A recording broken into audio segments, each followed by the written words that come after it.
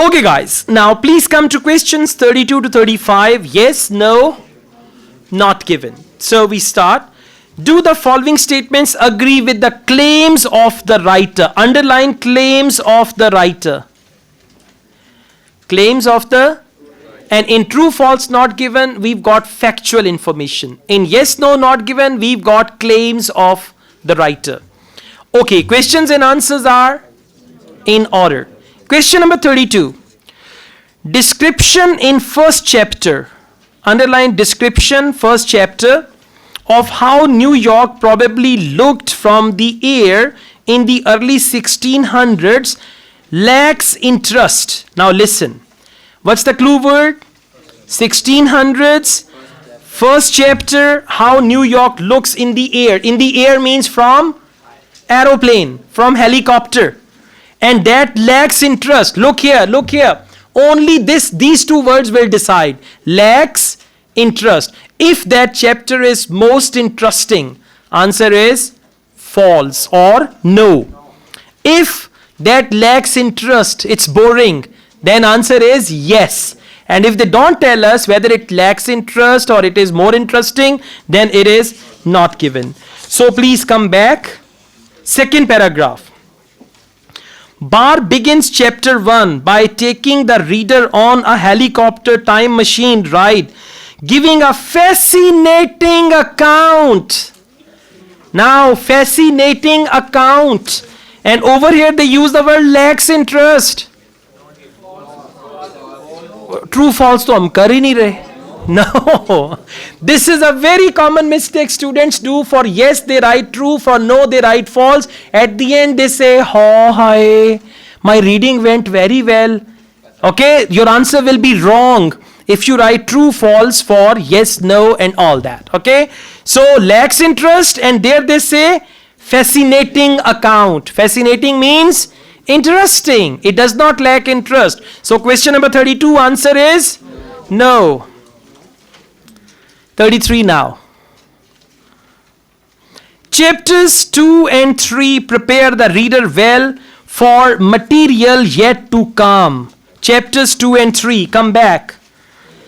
Chapters 2 and 3.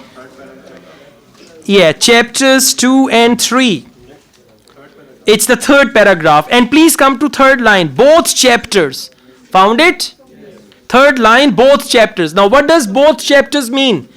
Chapters 2 and 3. Both chapters are informative and well researched and set the stage for the economic analysis that comes later in the book. So these two chapters prepare the readers for the next chapter that comes in the book. Chapters 2 and 3 prepare the reader well for material yet to come. That is, what is material yet to come? The next chapters. Okay, answer is yeah. अब कहाँ true पर मैं call खाऊंगा. All right, let's go on. The biggest problem, underline biggest problem. Yasin जरा नस्वार लेके आना. You know, have chundi and then start reading. No problem. Yeah. और नहीं वापस आ जा. वाकई ना लिया नस्वार. Once I did in one of the videos. There was the candy and I did it like this and I put it there. Actually it was candy, but I took it the way Naswar is taken, but then I gave the clarification it's not Naswar. I don't smoke, I don't take anything like that. सिर्फ खाना खाता हूँ, पानी पीता हूँ, बस. That's it. हल्का फुल्का नाश्ता कर लेता हूँ. Okay, question number 34. Biggest problem for many 19th century New York immigrants. Underline biggest problem.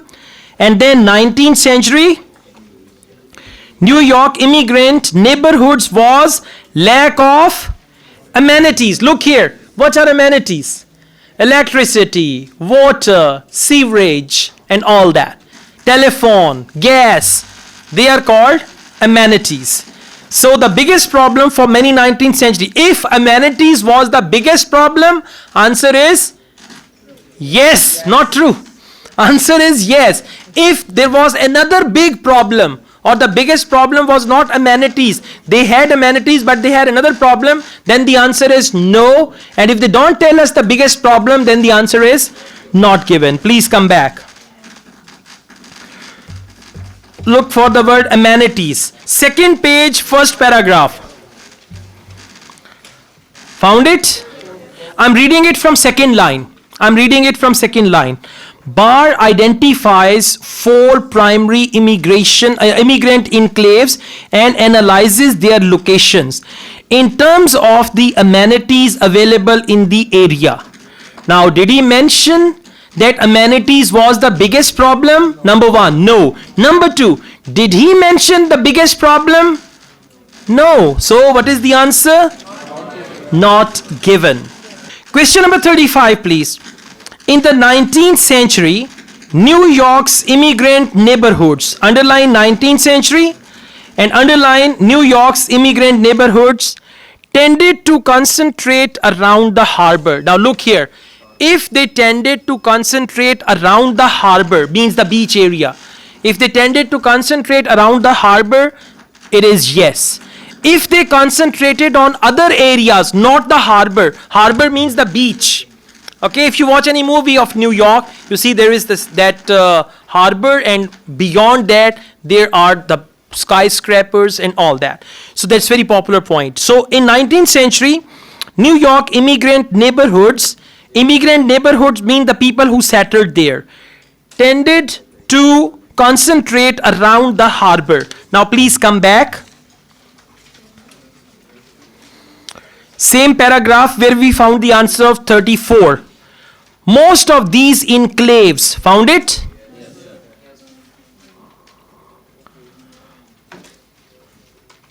Most of these enclaves were located on the least valuable land between the industries located on the waterfront and the wealthy neighborhoods bordering Central Park. Now what do they say? Come back. In the 19th century, New York's immigrant neighborhoods tended to concentrate around the harbor. Now let's see if they tended to concentrate around the harbor or not. Come back here again.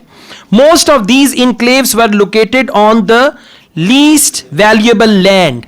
Now least valuable land they mentioned between the industries located on the waterfront and the wealthy neighborhoods bordering Central Park. So did they mention that immigrants' neighborhoods tended to concentrate around the harbor? Where did they concentrate? Exactly, most of these enclaves were located on the least valuable land. So that means they concentrated more on least valuable land between the industries located on the waterfront and the wealthy neighborhoods. So answer is no. Information is given, but the answer is no. All right, thank you.